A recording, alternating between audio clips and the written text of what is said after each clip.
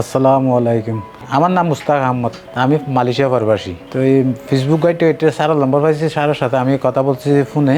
বলার পরে স্যারে বলছে হতে এই জায়গায় কোনো ট্রিটমেন্ট হবে না, দেশে আসেন। তো দেশে আসার পর স্যারের সাথে যোগাযোগ করছি, যোগাযোগ করার পরে এই জায়গায় আসি গেছি। আসার পর আমার প্রথম ব্যথা হলো হাঁটুর, আবার দ্বিতীয় ব্যথা হয়েছে কোমরে। কোমরে ব্যথা ইনশাল্লাহ ভালো লাগছে। হাঁটুর ব্যথা ছিল, এগুলিও একটু একটু ভালো লাগছে। তুলের সব কিছু ভালো লাগছে, ব্যথা কমে গেছে। ফুলা ছিল, এটাও কমে গেছে। ফুলা ছিল মানে হাঁটু ফুলা ছিল, এই ফুলা কমে গেছে।